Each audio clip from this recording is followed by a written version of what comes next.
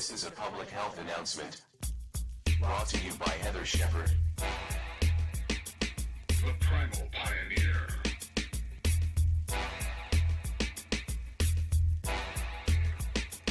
Live an outdoor life.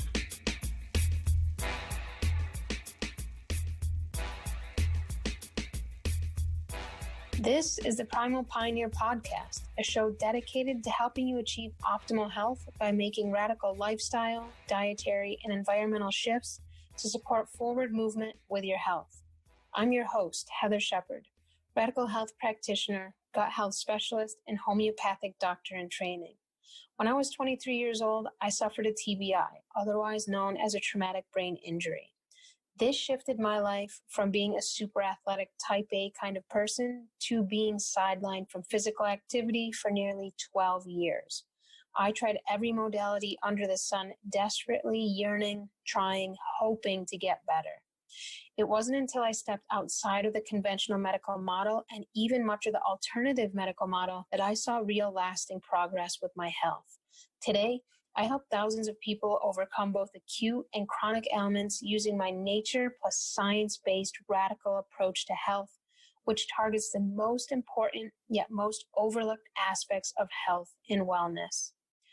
Today's episode is all about physical and emotional healing. You all know that the physical and energetic realms of healing and health are right up my wheelhouse. Today, I've invited my partner in crime, my fiancee and emotional wizard, Jen Antill, back onto the show to have a discussion around why the physical and emotional aspects of our being are so important to healing. We also dive into how the physical and emotional realms impact health, how you can tell if you're making forward progress with your emotional and physical healing. We reveal how disruptions in the emotional body or field influence physical health. We talk about disease consciousness and how we can expand our healing potential by expanding the way we think and approach healing and much more. Now, let's dive into this episode all about the importance of addressing both the physical and emotional layers when it comes to improving your health.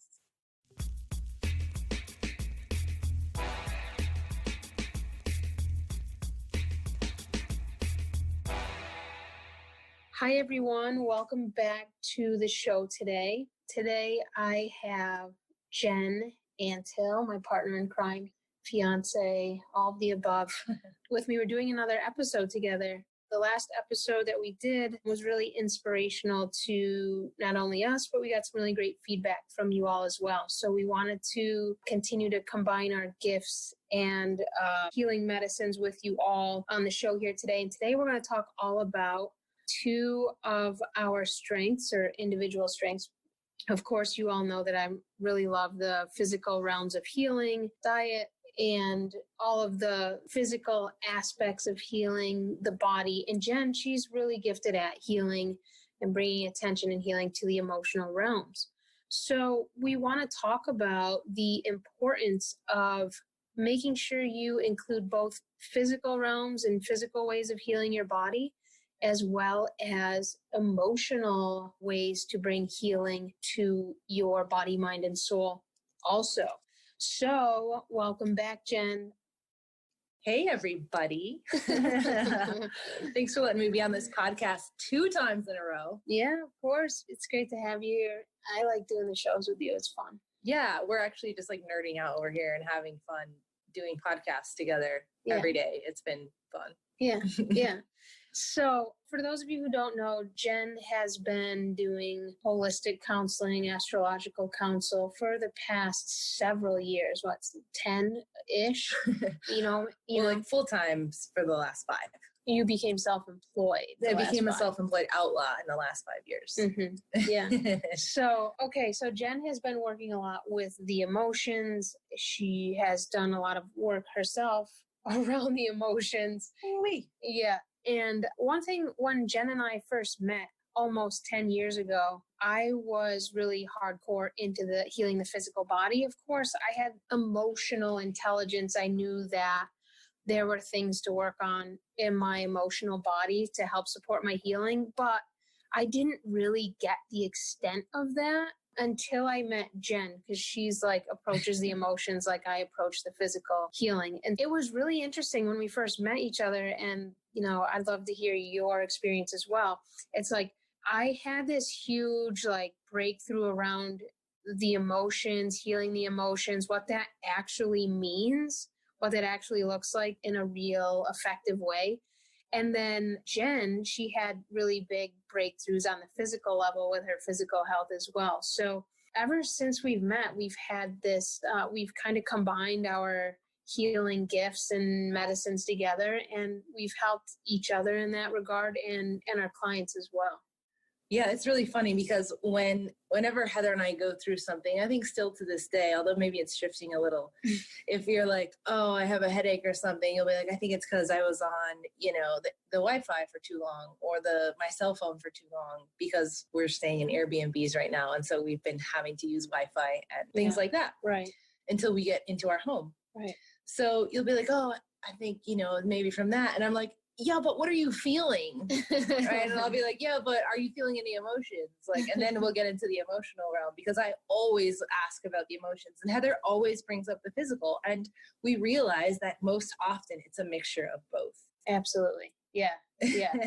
Yeah, for sure. So let's get into kind of how the emotional body influences health, how the physical body influences health, and how our listeners here can start to, access these aspects of themselves to bring healing to their lives in deeper ways. So I think something that's really interesting that's not really talked about or promoted in the modern world, in the mainstream world, in allopathy. And this is in, I think like therapists, like a lot of like therapists, you go into their office and they want to prescribe, like, let's say somebody goes in and they have severe depression. They want to put them on an antidepressant. They actually don't get into the emotional blocks that might be, causing or contributing to the depression. This isn't all therapists, but if we're talking about the mainstream, right? A lot of them are trained in this way, and I'll let you speak on that here in a minute, but they're taught this prescription. They want to prescribe something, right?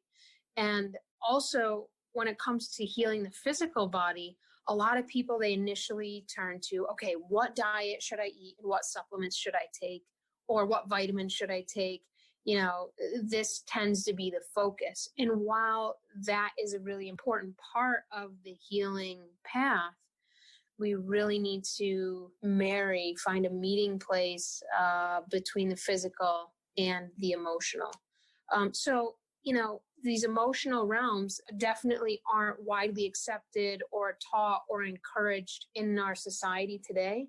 It's more so about, there's a huge influence on the physical, but again, the influence on the physical is super conventional. It's very inside the box. It's very prescribed.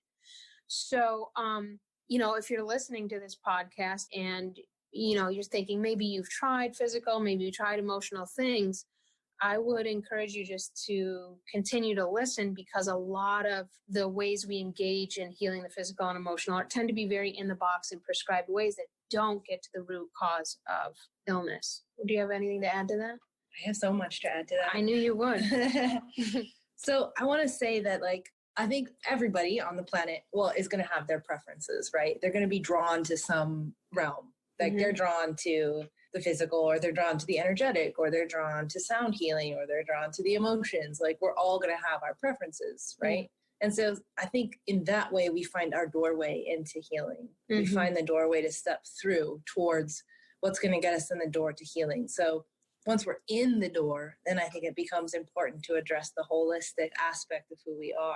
Mm-hmm. Of I got in the door through acupuncture because I love it and I'm drawn to it. Mm-hmm. But now I'm looking at herbs. Now I'm incorporating, the emotions because I found out that my pericardium needs attention, or whatever it is, right? Mm-hmm. But it gets us in the door through our preference, so that we can then open up to all of the ways that we actually need to tend to our healing. Mm-hmm. On all levels. And of course, we're not going to do all modalities, right? There's so many we could choose from. We're going to choose our favorites. We're going to choose what resonates with us. But I think it becomes important to tend to the physical, the energetic, the mental, the emotional, on all those levels. Yeah. For sure. I think that's a good point that, people are going to, usually when they have a health crisis or something come up, or somebody that they love is diagnosed with something, or, they start to look at modalities to help them feel better, to help them heal. And I think you're right on there that people are going to have different modalities that get them in the door to holistic health. For me, when I had my TBI, it was definitely acupuncture. I was like, okay, this provided me relief for a little while. I'm going to keep doing it. Oh, wait. And then I actually went to grad school and studied it. And so it leads, but that was like this initial, I don't want to say push, but inspiration into the healing world. So I think that's a really good point, that people are going to be drawn to different things and it's going to get them in the door. That's really cool. Yeah. And of course, I think our culture, our Western culture is taught to really compartmentalize healing. For sure. Like you walk into a hospital and there are doctors and there are surgeons there, and you look at what they're putting into their bodies. And maybe some of them are putting awesome things into their bodies, but a lot of them are putting Diet Cokes and candy bars into their bodies. Mm-hmm. And these are the quote unquote healers of our culture. They need sustenance. They need to be sustained. They need to be nourished. And yet there's a compartmentalization that happens. They've learned certain skills that are useful and helpful to them, but they haven't approached it with a holistic picture, or they're completely stressed out, or they don't sleep, or. Right. There's not a holistic picture of health that's involved. Right. So we compartmentalize really a lot in this culture. Yeah, for sure.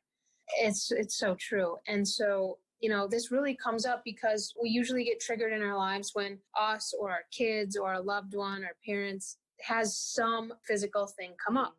A parent gets cancer, a kid gets, autism, or they struggle with their digestion, etc. And so then we tend to look at the physical. We tend to get triggered there and say, okay, now what can I do? Where do I turn? How can I help? And we look at diet, supplements sometime, or prescription drugs. Okay. So let's talk about maybe some of the interesting correlations behind why we get sick and how the physical and emotional are combined. Okay, I think you said something really important. I don't want to skip over it. Okay. I just want to highlight it for a second, that you're talking about how our culture pays attention to physical cues. Right. And that's what we perk up our ears at. And we're like, oh, this is serious. Let me pay attention to this. And we don't really pay attention to the emotional cues. Right. Where there's like grief or heartbreak or anger or rage, we just kind of glide over them saying like, no, it's okay. Like, we know how to move through that. It's not so important. We don't need to really pause and take time with this. Yeah. So I love how you brought that up, because we do. The physical finally gets our attention, where it's like, okay, now we have to pay attention. Right. It is the physical that kind of acts as a stimulus. It gets us through the door. Yeah. Yeah, I think it's really important. And it's something we've been trained to do, because, if somebody has cancer, they're going to, how do I get the tumor out? It's like, let's get the tumor out. And then maybe I can talk about the emotional stuff. Sometimes that's our approach. But there's a lot to this, because the physical body, you can't separate physical, emotional, mental. They're all interconnected. They all work together. And especially when it comes to chronic diseases, an emotional insult, an emotional trauma. Let's say your father was an alcoholic. Okay. And so you grew up with, the emotional trauma of that experience. And then later in life, you develop, let's just say lung cancer. Okay. And so when it comes to physical ailments, especially chronic, the emotional insult always precedes the physical manifestation of disease in the body. This is known and said and taught throughout all ancient forms of medicine, holistic forms of medicine. Okay, we're not talking about allopathy, we're talking about homeopathy. Even Ayurveda has some of these roots, and so Chinese medicine. But the Western culture has totally disregarded this. But this is really key, that, okay, you have a physical ailment, a physical chronic condition. There's always emotional traumas that are kind of latched on or tethered to that physical manifestation. So we can't truly separate, oh, let's just heal the physical. And then, once that's better, then I'll take some time to, heal the emotions.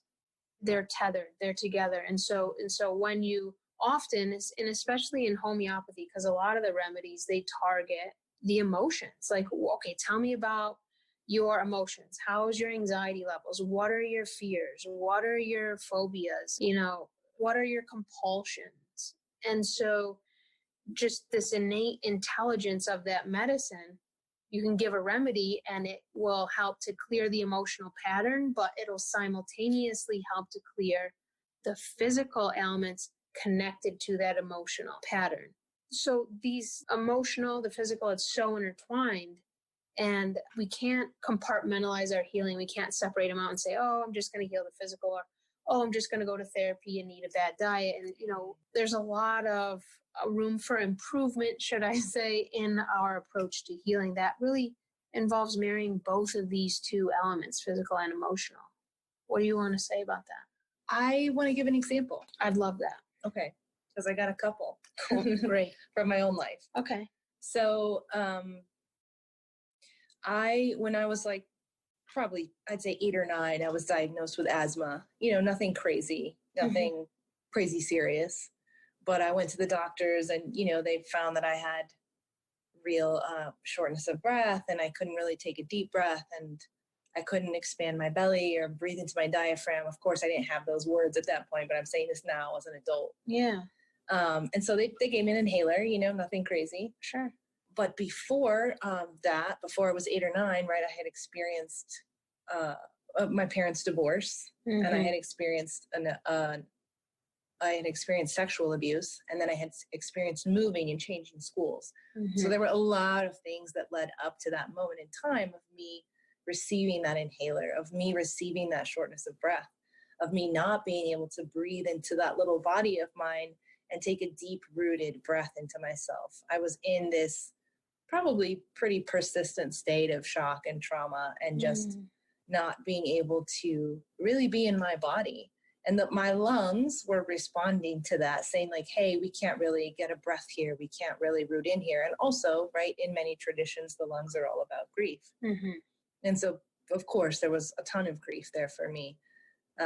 And maybe you can speak to this too, but I think that the lungs were already probably an area for me that constitutionally were a bit weak. And so it was easy for my body to manifest it in that way. And say, hey, we're going to show up here rather than showing up in the spleen or the stomach or whatever it wanted to manifest there. Right. Yeah, I think that's a good point, because the pathology will show up in the area that is almost like your weakness, your, whether that's an organ or in your blood or in the mucous membranes. Whatever has been compromised, whatever is a little bit weakened, and this could be from genetics. You could absolutely kind of inherit weaker areas, be more susceptible. You could, definitely have a bigger propensity to get sick in certain areas of the body. It's not going to look the same for everyone. Not everyone gets breast cancer. Not everyone gets lung cancer. So why we have to look at, there's several things, but it's why has that organ, why has that part of the body become more susceptible, and how can you work with that? Because it's true, all of us have areas that have more susceptibility to it. In my family, there's definitely more of a propensity to type 2 diabetes. And so it's, it's very easy for people in my family to struggle with their weight or to struggle with their blood sugar levels. That's kind of in the genetic code, the genetic DNA. And of course, there's a lot of things you can do by improving your genetics, flipping off the epigenetic signals that will trigger, things like type 2 diabetes and, cancer, etc. But there's things that make us more susceptible. Any type of insult, emotional wound, a toxin that enters our body, it can go to that susceptible area and be, oh, I can latch on right there. And, this is a safe place for me. It's easy access. And then you become more susceptible. Yeah, and I like how you're bringing in the example of your family, right, with the type 2 diabetes and being overweight. That's the physical manifestation of that. And then we look at all of the emotions that are also passed down through that kind of lineage. You see how she did that there? So I focused on the type 2 diabetes, right? Right. I'm thinking about like, hey, what's the emotional ancestry here? You see? Yes. Like shame around body image, right? Totally. Hiding behind food. Like what's underneath the hiding, right? When somebody, I mean, there are some people in your family who are very overweight and, it's a physical thing, but I also think of it as like this emotional manifestation. Like, is there pain there? Maybe it's different for everyone who struggles with their weight, right? Like, is there pain? Is there grief? I'm guessing that there is. Yeah. Right. Yeah. If we kind of lift that rock up a bit, but like, what's hiding underneath there? What do we want to excavate? And what is the emotional lineage that's being passed down through that manifestation?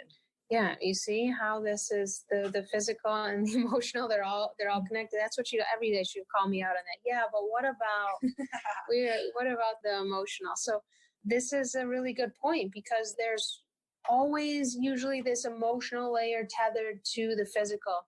I mean, we can take something like vaccination toxicity, or maybe you took a prescription drug and your body had an adverse reaction to that. Okay, then we can say that instance, there may not have been an emotional connection. But in a lot of our chronic disease epidemics, there is this huge emotional and mental connection to the physical as well. And I also think it's really cool we can look at it on a very personal level, which is needed for our own individual healing. Like, how does this impact me personally? And then we can look at the diseases of our time and the collective diseases of our time. Like now, cancer is just rampant and 1 in 2 people has cancer, right? Mm-hmm. It's just crazy. Mm-hmm. That wasn't true 50 years ago or 100 years ago, right? No, there were different diseases that were manifesting. So in the energetics or the emotions of those diseases, like how is it relevant to the times that we're living in? For sure. Yeah, absolutely. Like, what is the energy of cancer? What are the emotions behind cancer? Mm-hmm. And I think that's why you love homeopathy so much, because it answers that question. It does. Yeah. You can definitely correlate, somebody's unique experience with cancer. Like, for example, I just had a client, newly diagnosed with breast cancer. And this individual, the cancer, it's extremely minimal. It hasn't spread. It's like, tip of a pencil size. So it's super, there's so much. So as me as a practitioner, I'm like, oh, we can really do a lot for this. This is going to be bread and butter. We can do this. I'm coming in super confident. This is not something I'm like, well, I'm not sure how it's going to go. It's 50-50. I'm like, this is 100% sure thing in my mind, but the individual, their anxiety about cancer and a 1 to 10, it's about a 54. So that emotion is so high. That stress is so high just from the cancer is not, in my opinion, and just from seeing how, labs and how it's playing out in their physical body.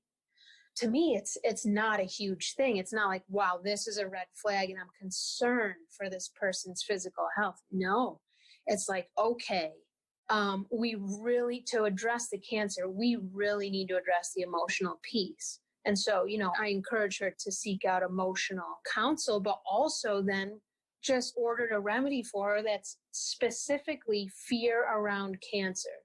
And so, that is why I love homeopathy, because it really marry the emotions with the physical and help to start to release these layers. But I think that is absolutely expedited when you have support also from a counselor, a therapist, somebody who can help you process everything that's coming up on the emotional realm. So I think any disease is going to have a different response. Oh, I have anxiety around my health. I have anxiety around my kids' health.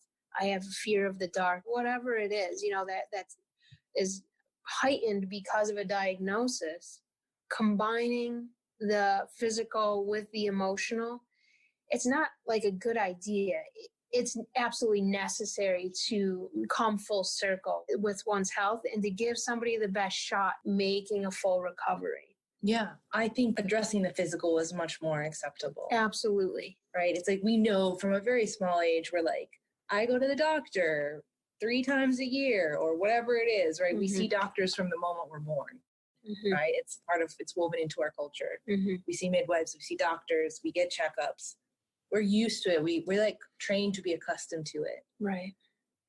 And we're not necessarily trained to be accustomed to like alternative medicine, but maybe we are. Maybe you grew up in a family who introduced homeopathy and herbs and who knows, all kinds of things, Ayurveda, whatever. Sure.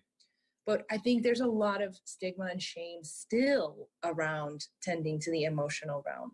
Not as much as there used to be. I think it's gotten like a lot better and people are more willing That's true. to move into the emotions. But I think there's still a stigma, especially around the word therapy. Like it's such a loaded word for people. Like, are you in therapy? I'm in therapy. This is my therapist. Like it's very loaded.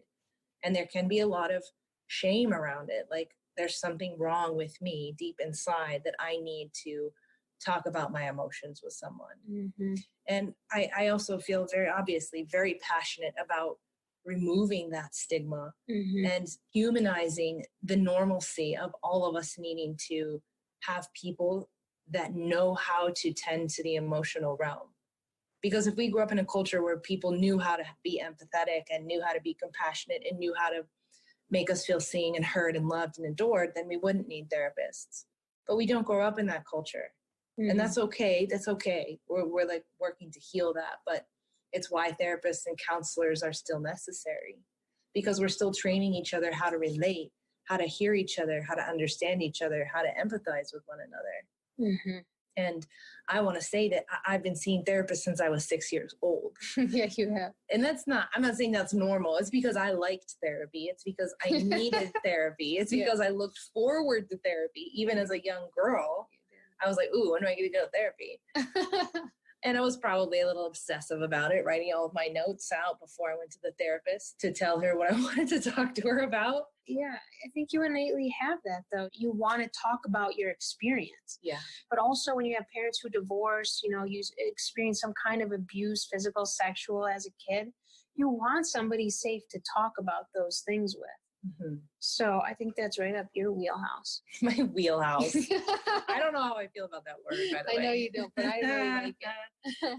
So yeah, I'm just saying, like, how do we help to change the stigma around counseling and make it so that it's actually just a really natural part of life. It's a really normal part of life.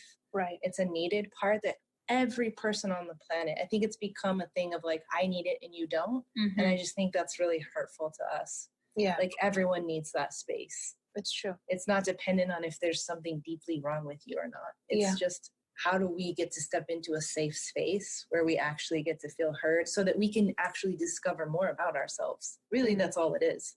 We can make meaning of our lives, discover more about ourselves, and really come to know who we are. Why wouldn't we want a space for that? Something I've also noticed is that you will see areas in your life that might be blocked just because of an emotional pattern.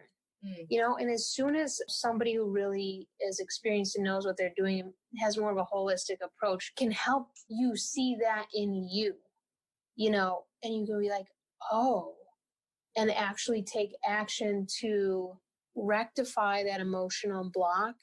And when you do that, and this is experience, I've done a lot of therapy and counseling as well.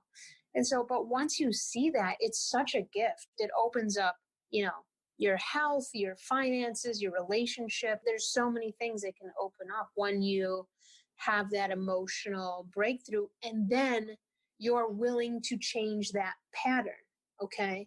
Because we can apply this to the physical as well. As soon as you find out something in your diet isn't supporting you, and you get like somebody tells you, hey, you might want to remove avocado oil. I know it's very trendy right now, but you might want to avoid that because it's highly processed and rancid. Now it's their choice to make that transformation. Just like the emotions, it's their choice to make that transformation. And then you have homeopathy that kind of encourages them to further make that transformation. So it's a really potent combination.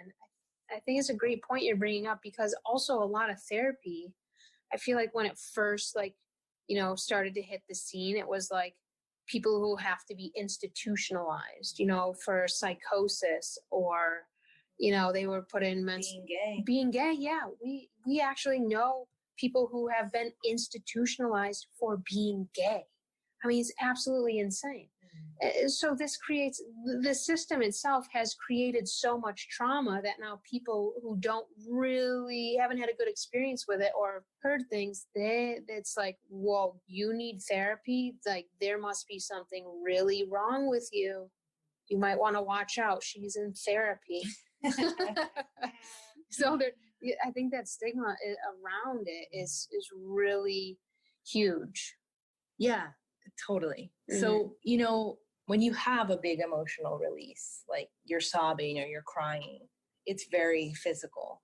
Mm-hmm. Like, it's very much in the body. Mm-hmm. Or when you feel so angry that you want to smash things and break things, mm-hmm. it's a very physical feeling, right? Mm-hmm. Like, you feel tense in your body, you feel hot, mm-hmm. like whatever it is for you, however you feel anger. Or when you feel in love. Mm-hmm. Right, your heart feels open. You cry at romantic movies easily. That's what Heather does. Whatever it is. But I love how we can it's so simple to point to those physical connections. Yeah, right. Like, when I feel sad, my body cries and it sheds tears, and I feel. Usually, you feel probably pretty tired and maybe relieved after you cry. Yeah. Sometimes you feel like you've let go of something or moved through a piece of something. Yeah. Doesn't mean there won't be more, but there's something that has released. Yeah. And I think that's a good point. And see, that you can see how they're so interconnected. You have a physical response to an emotional release.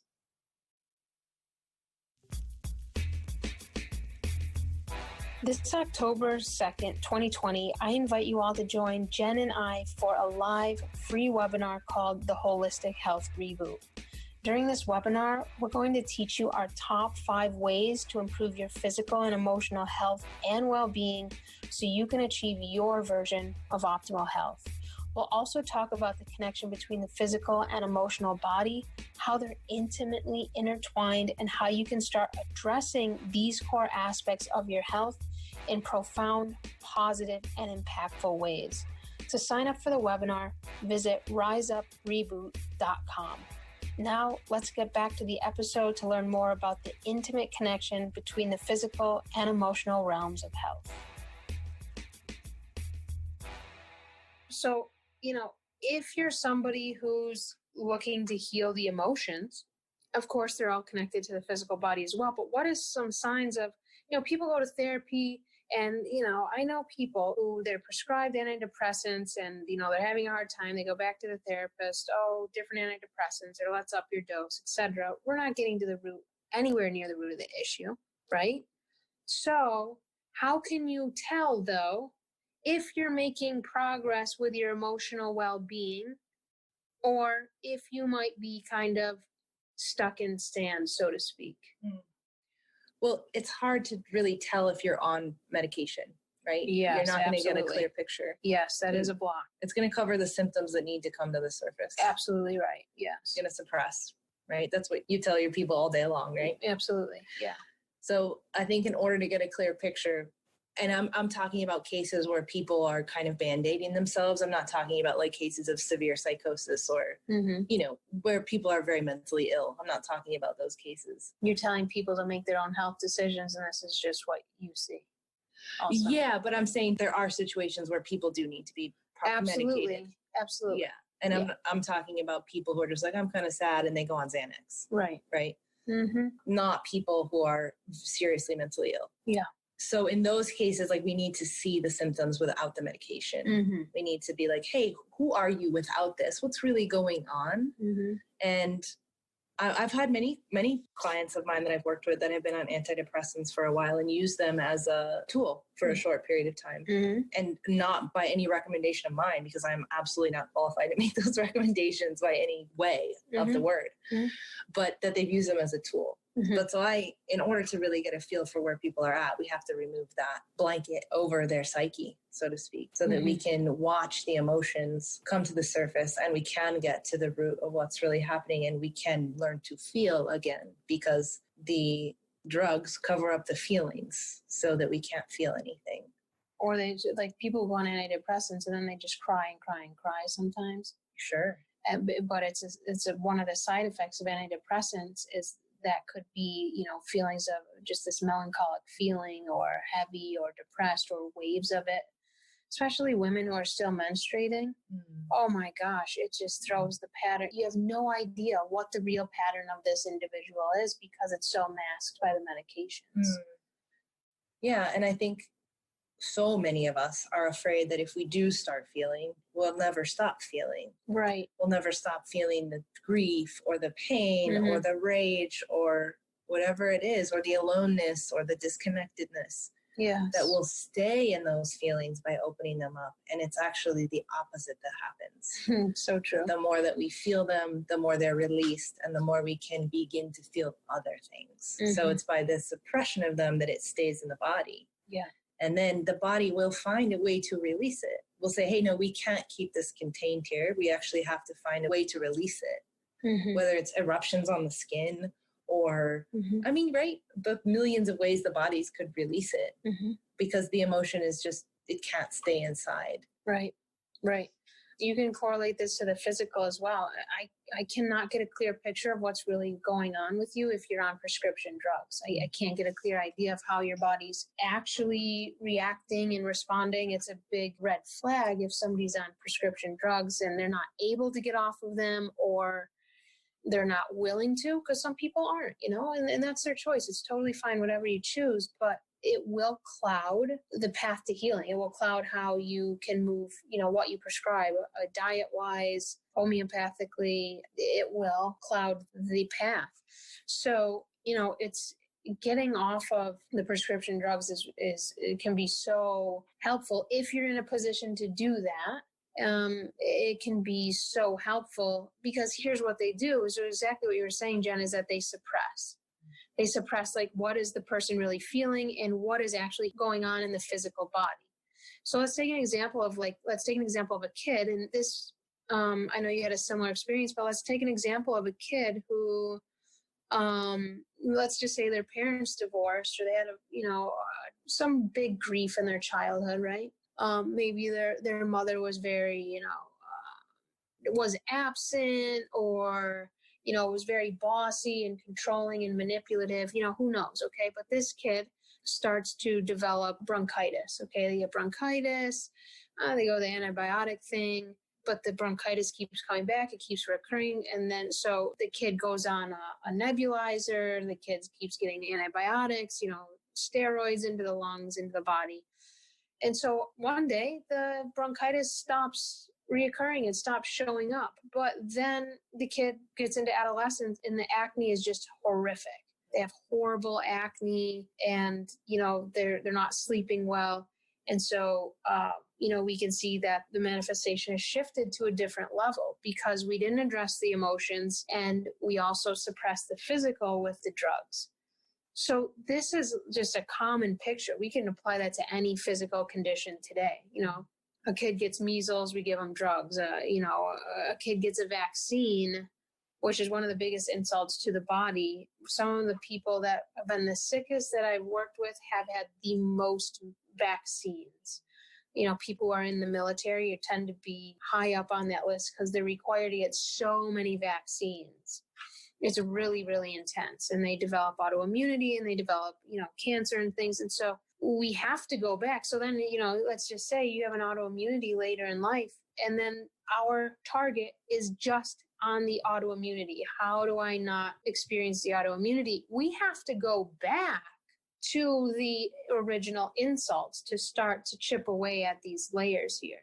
Whether it's vaccinations, whether it's antibiotics, whether it's the drugs, whether it's antidepressants, these things have to be removed. And then things will start to come out of the body when you get off of your pharmaceuticals, when you stop applying cortisone creams or taking steroids, because this is very common in our culture today. You will literally have things will come up emotionally, skin eruptions, diarrhea, constipation, because your body's trying to heal. We don't want to feel those symptoms. We don't want to express them. We don't want our body to express them. We want to be able to go to work or do our thing.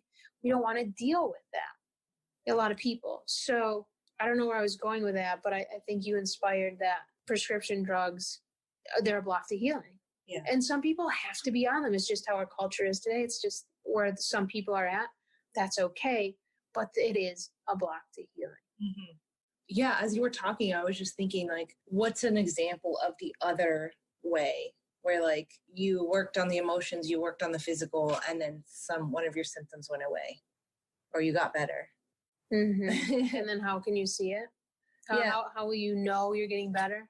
Yeah, like I was just trying to think of an example that we had for that.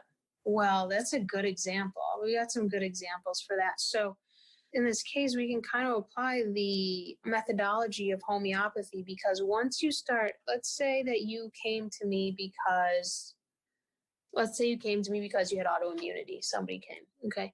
And so they tell you their symptoms and you start to treat their symptoms, but their past history revealed, they had malaria, they had asthma, they had eczema really bad, they got strep throat most of their childhood.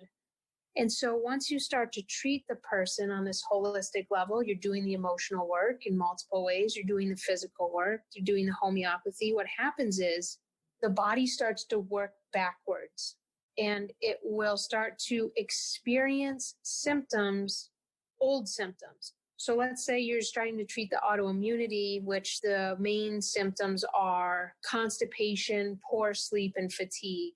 Maybe some phobias. You start to work on that, but then what comes up is they start to get, some of those symptoms they had when they had malaria. They start to get cold, shivering for a few days, fever. As the doctor, you're like, that's a very good sign. That's a sign that the disease is moving more towards the surface of the body. So you should start to experience symptoms in the opposite order that you acquired them if you are really starting to heal things. They start coming out of your body in the opposite order that you had actually experienced them. So that's a really big way that, I like to look at if the person's actually making forward movement with their health. Some people, they're going to be like, wait a minute, you're telling me I have to experience some symptoms of my past. I'm trying to get better. And they go, why am I experiencing this? I'm supposed to be getting better, but that's actually a really good sign. We're quick to suppress. So we need to have more of an openness around, I'm not going to die. I'm not like, this isn't a bad sign that I'm experiencing this. When we have more of a knowledge and awareness of how the body can actually heal and the healing response tends to bring more ease to people's minds. Yeah, and I think that the same is true for the emotional, right? People come in and they're like, I don't want to talk about my mom. I want to talk about what's going on in my life now. And I'm like, totally. We should talk about what's going on in your life now. And also, we're going to have to talk about your mom. Not because you're in therapy and we have to talk about your parents, but because you get imprinted from the moment you're conceived. And you're imprinted by the energetic and emotional patterns of your family and the physical patterns and how that manifests in you. And it matters and it makes a difference. Mm-hmm. And it affects us. It affects us our entire lives. And so those patterns live inside of us. Mm-hmm. And we become aware of them. They may always live inside of us, but we can have an awareness around them. And we can choose how we want to work with them. And we can make choices that empower us in our lives and living lives that we want to live. Mm-hmm. So I think there's also a lot of resistance that many of us carry. I'm like, I have to talk about that again. It's like you only have to talk about it again if it's still active in your system. Yeah, I think that's a good point.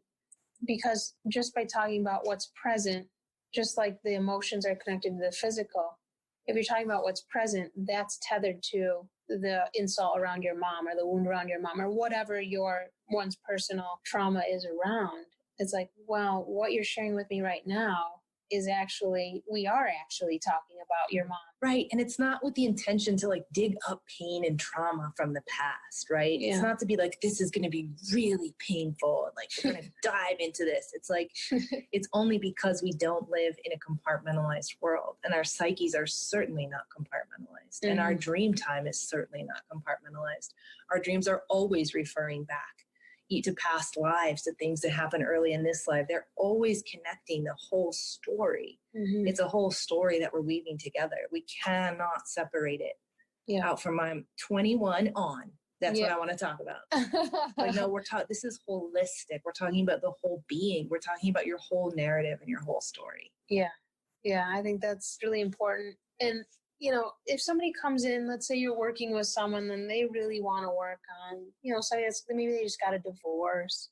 They really want to process it. And some people, it's kind of similar with diet. Some people say, like, well, just give me the diet and that's it. I just want to pay for the diet. I was like, that's great, but that's hard for me to do with knowing how involved the entire body and the different levels of the body, physical, mental, emotional, are attached to the healing. It's almost like I would be doing you a disservice if I just gave you the metabolic reset diet. And so if somebody comes in and they want to process their divorce, they're having a hard time relating with their child, they want one session. Can we clear that up? What do you think about that? Yeah, you know, I'm not sure if it's because, you know, I'm not a licensed therapist at this point, right? I'm in that process of becoming a licensed therapist, but I've been an alternative coach and counselor for many years aside from that. And so I'm not sure if it's because of that people aren't quite sure how my work manifests, because I'm not sure you would ever go to a therapist at this point and just say you want a one-off session, right? I think it's established in our culture that it's a longer-term process. We understand that about therapy, right? We know it's not a one-and-done thing. But a lot of people come to me wanting one session. And sometimes they want an astrology reading, which is great. That's different. So that's a totally different thing. But I also want to reiterate this probably many times as much as possible, because I feel very passionate about it, that the process of unraveling the deeply rooted emotional cords that we all carry is a lengthy process. It doesn't have to be 10 years or 20 years, but it is a process that we need to be committed to and need to engage in. And it's also a relationship. The healing is also coming through by way of the relationship that I create with the client. It's also part of that healing, the kind of tending, the kind of nurturing, the kind of love that we never received. Yeah. That's part of the healing. And that relationship is built over time and over trust and over many hours together. For sure. Yeah.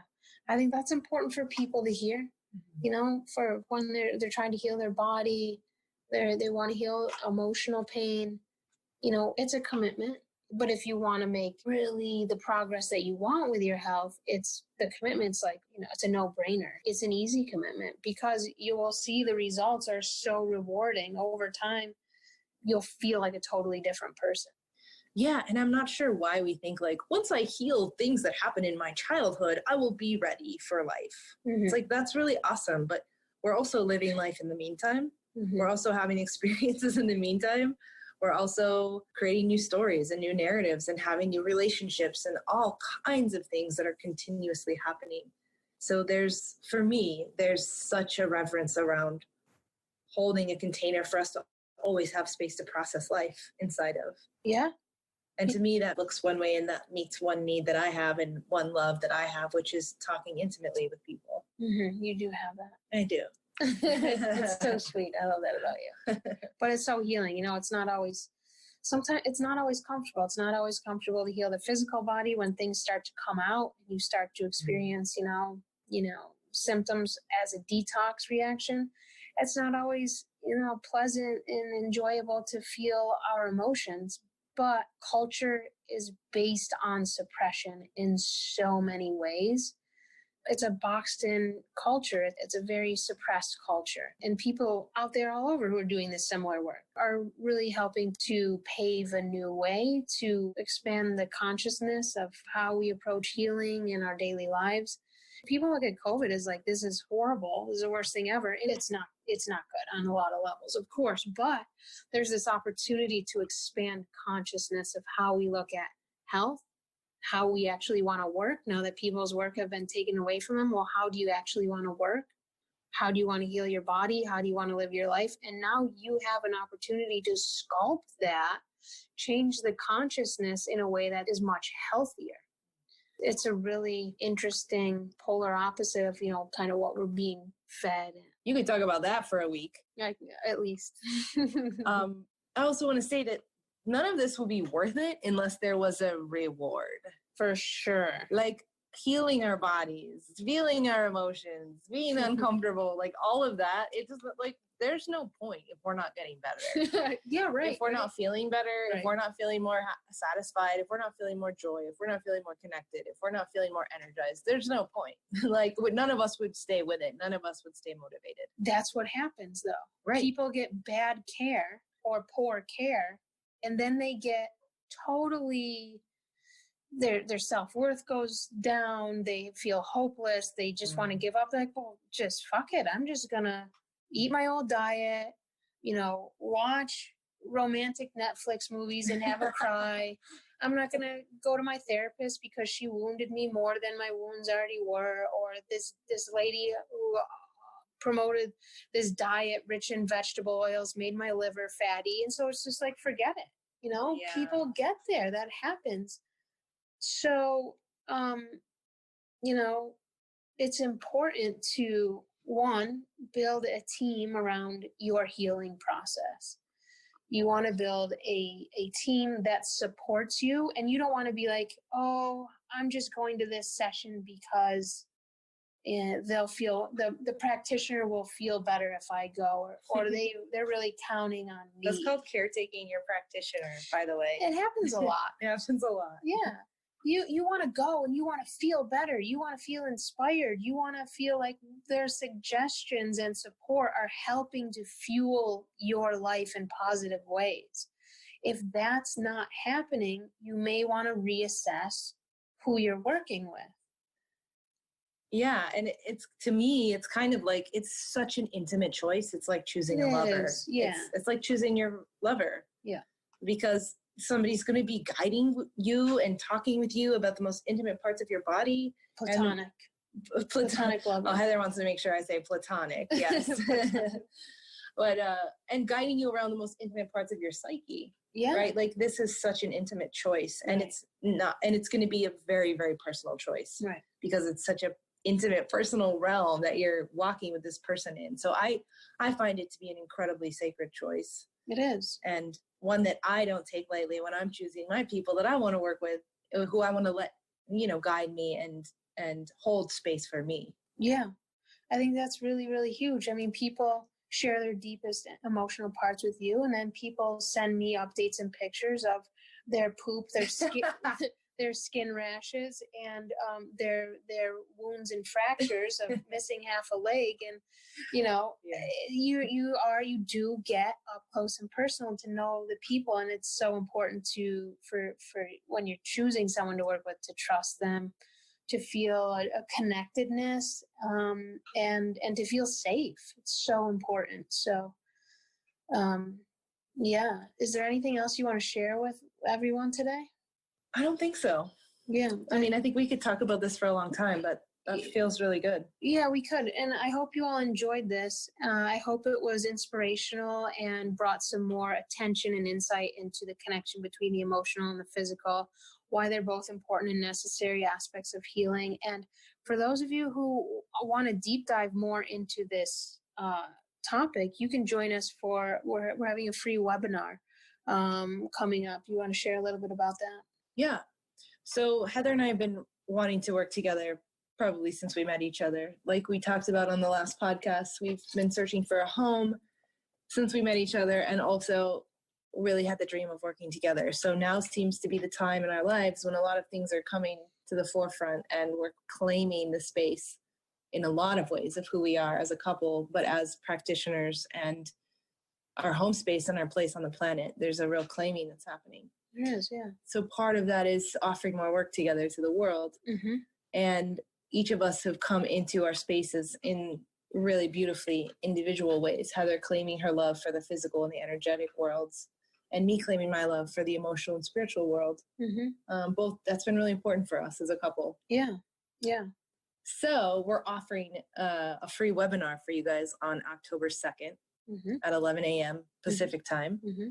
And we're calling it Holistic Health Reboot. Mm. So we're really going to talk about some of the top ways to reboot your health right now in 2020, both in the physical and in the emotional ways. Yes, I'm excited about that. And for anyone who wants to sign up for that, wants to join us, wants to deep dive into these two realms more together, you can, there's a link that'll be in the show notes for you all to access to sign up to join that webinar. And if you follow us on social media, you'll see over the next, until we launch the webinar on this October 2nd, you'll see us posting ways you can sign up and join the webinar as well. So it's always a pleasure to be here with you on this planet and on this show. Both the macro and the micro. Exactly. So thanks for joining us and for sharing all your emotional wisdom and beauty with the listeners here. I appreciate it. Thanks for having me on. Yeah. All right, everyone. We'll see you next time. Thanks so much to all of you who've taken an hour out of your day to tune into this episode and better your understanding around physical and emotional health. Just by considering these aspects of health and healing, you're bringing more awareness, consciousness, and healing into your own life, and that is huge. For those of you ready to deep dive into the physical and emotional realms of healing, I invite you to join Jen and I for a free live webinar called The Holistic Health Reboot on October 2nd, 2020. Hop over to riseupreboot.com to sign up for the live class where Jen and I will team up again to teach you our top 5 ways to improve your physical and emotional health and well-being. For those of you who've enjoyed this episode, I would love for you to post a 5-star review with your comments and support. This is such an amazing way to fuel and motivate my continued podcasting and sharing via this platform. And it's also an awesome way to help spread the word to others searching for deeper answers around their health. I thank you so much for that support. As always, you can follow me on Instagram at sunlight_RX or on Facebook, Heather Shepherd, and visit me online, heathershepherd.com. Again, my name, HeatherShepard.com. And this site, it's in the middle of an upgrade where my Metabolic Reset course, recipes, and cookbook info will be located there very soon for you all. Keep up the awesome healing work, everyone, and we'll see you next week. The Primal Pioneer podcast is not intended to diagnose, treat, or cure any disease in the Western medical sense or terms. It is to be used for educational and informational purposes only. The information shared on this podcast and all of Heather Shepherd's work is not a form of diagnostic medicine, nor is it a medical treatment. Heather Shepherd is a health educator, radical health practitioner, and a trained EMF specialist. And although she has a bachelor's in science and master's education in alternative medicine, she is not a medical doctor and does not give medical advice. Her work and sharing is to be used for informational and educational purposes only.